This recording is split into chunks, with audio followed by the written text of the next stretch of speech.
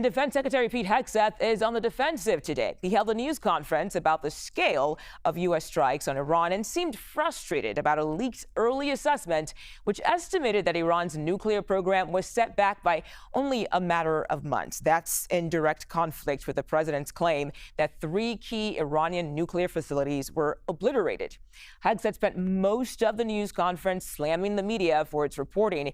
He and the chairman of the Joint Chiefs of Staff stuck to the claim that the U.S. strikes on Iran destroyed their nuclear ambitions. Here's part of what he had to say.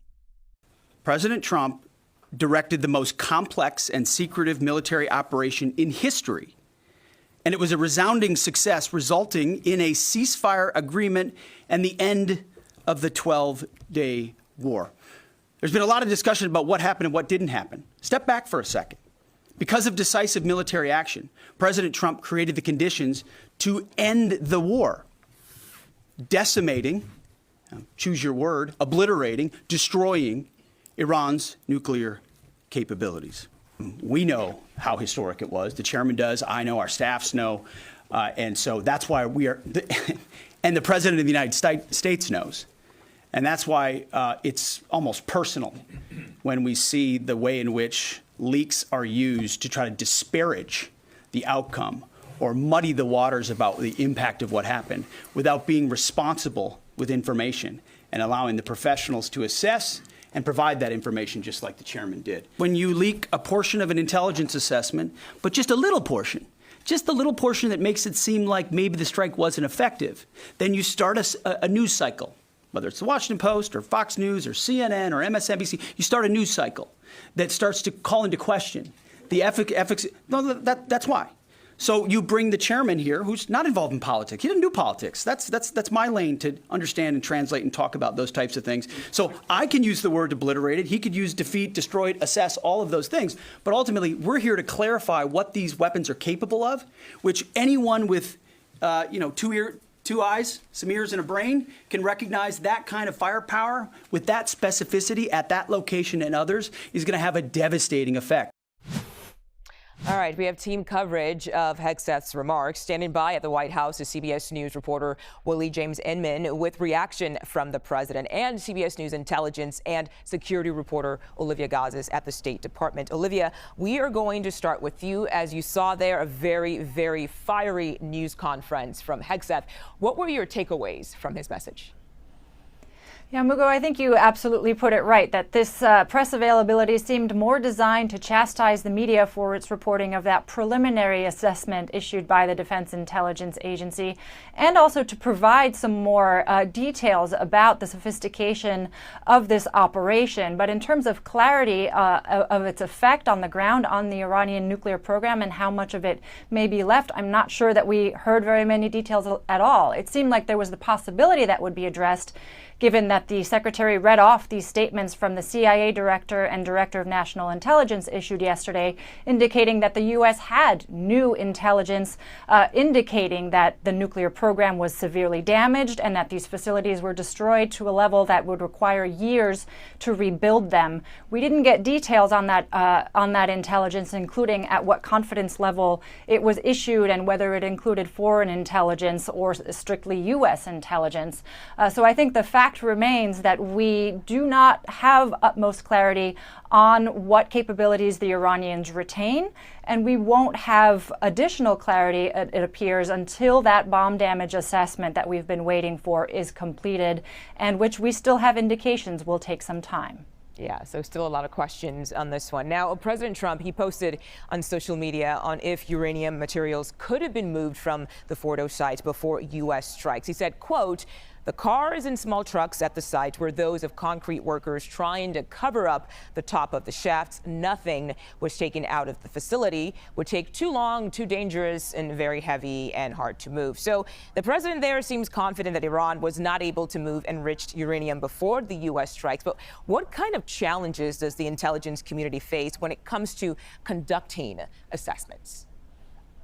Sure, and it's not clear whether that statement from the president was derived from intelligence. He has ultimate declassification authority, so he may well have been citing intelligence that indicates that's what the purpose of those trucks was. We don't know that. We have been asking.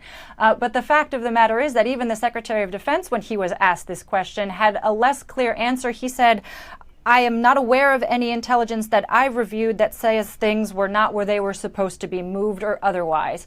We do have indications, reports of Israeli intelligence, of Europeans obtaining intelligence, that these materials actually were not underground at Fordow and had been moved. So I don't think that this question is resolved yet. And again, a lot of it is going to be predicated on the additional intelligence streams that come in, which will be communications intercepts from Iranian officials discussing what they've seen from the sites, and human spies who are on the ground and manage to lay eyes on what the extent of the damage is and how accessible those remaining stockpiles underground may be, because that is also a separate question. All right, Olivia Gazis at the State Department for us. Thank you so much for your insight. Now let's bring in CBS News White House reporter Willie James Inman for more on this. Willie, good to see you today. The president seems pleased with Hegseth's conference there, but what are we hearing from Trump over there at the White House? Hey there, Mugo. Good to see you as well. Well, we, of course, know that the president was perhaps watching in real time as this press conference at the Pentagon took place. I'll note that the president announced this yesterday. This, of course, is part of the messaging campaign from this White House to counter what has been reported by CBS News and other outlets about that initial preliminary assessment from the Defense Department's intelligence agency. I'll note that the president said that this was one of the greatest, most professional, most confirming news conferences that he had ever seen. He goes on to say the fake news should fire everyone involved in this witch hunt and apologize to our great warriors and everyone else. The president has, over the past couple of days, blasted news outlets, including CNN, the New York Times, and specific reporters, calling them out by name, essentially on social media, saying that they should be fired for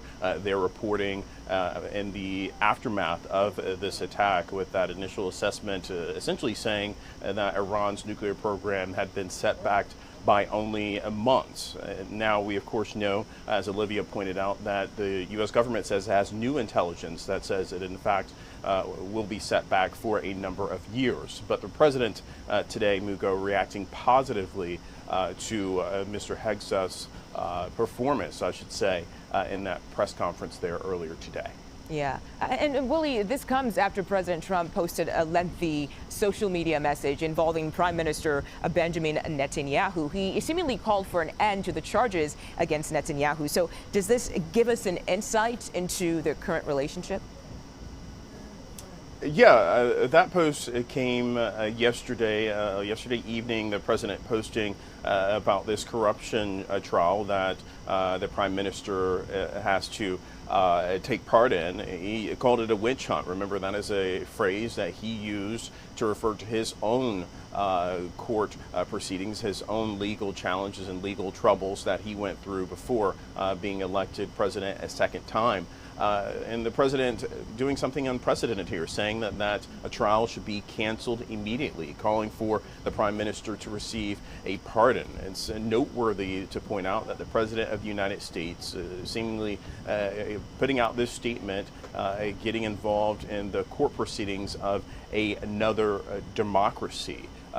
But we know, of course, that these two men have spoken essentially quite a bit with this lead up to this attack on Iran, with the U.S. getting involved. We know that they've been close in that way, partners in war, so to speak, if you can allow me to use that phrase. But also the president sees a similar thread in terms of what he went through when he was brought before the courts on several different proceedings, and what the prime minister is going through. And in that post that the president posted there, he essentially said that Mr. Netanyahu is not only a friend to the United States, but he's one of the greatest leaders there, paraphrasing his words there, in Israel. So the president putting out that statement yesterday in support of the prime minister as we see these tensions play out But now, of course, we have a ceasefire between those two nations with more talks to happen in the near future, Mugo.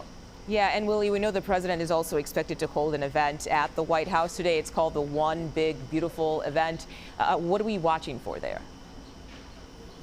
Yeah, that's right. And remember, this is around the One Big Beautiful Bill, as the president likes to call it, that would fund many parts of his agenda. Right now, it's making its way through Congress, already went through the House, is now in the Senate. They've made several changes to this piece of legislation, and it would indeed have to go back to the House. It's unclear of the path just yet, but the president and White House officials want this to pass by July 4th. That is next week, about a week from now.